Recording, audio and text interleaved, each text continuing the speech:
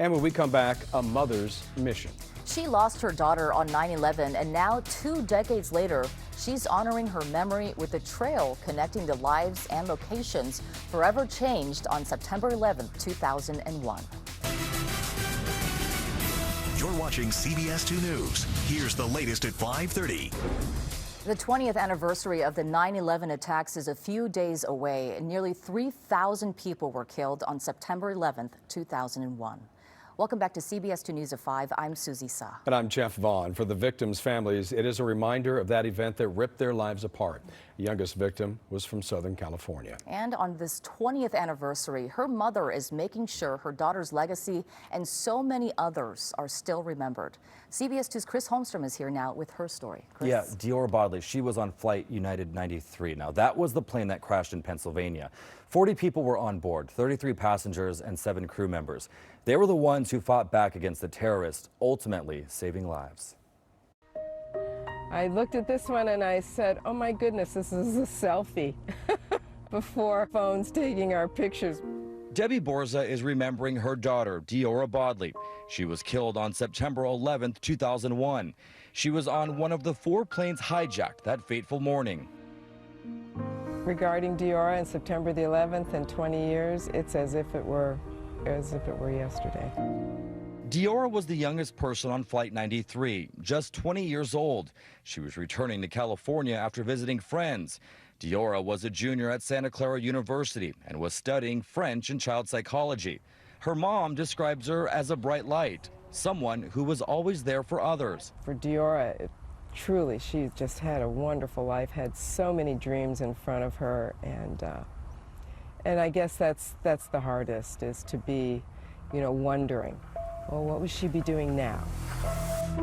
Flight 93 was already in the air when hijackers crashed 2 planes into the World Trade Center and another into the Pentagon. Reports say soon after, a dispatcher warned pilots to be aware of any cockpit intrusion. 2 minutes later, Al-Qaeda hijackers attacked the cockpit.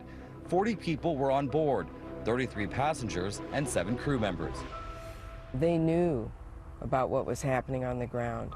There are approximately 30 phone calls that were made from that flight to their family, and they knew exactly what was happening. Heartbreaking phone calls and voicemails left for loved ones. Please tell my children that I love them very much. I hope to be able to see your face again, baby. It's these phone calls and black box audio that helped FBI investigators understand what went on during that takeover. In this audio, investigators say you can hear when the hijackers had control of the plane.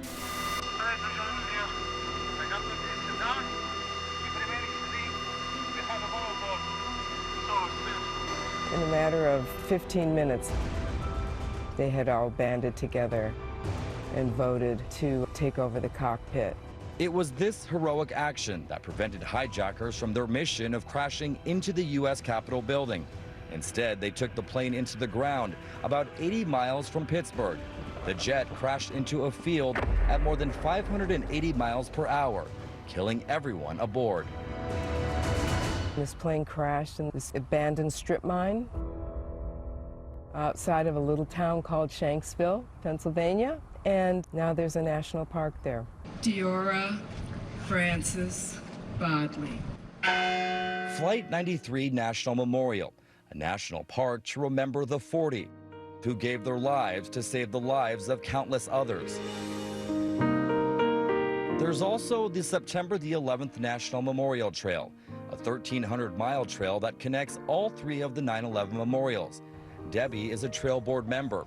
She tells me Diora loved the outdoors, and this project allows her to keep her legacy and so many others alive. This totally would speak to Diora if she were here. And, it does reflect a lot of her and what she loves about being outside. Now the push is to get the federal government to recognize the trail as a federal designation so that the nearly 3,000 people who lost their lives will be remembered for generations to come.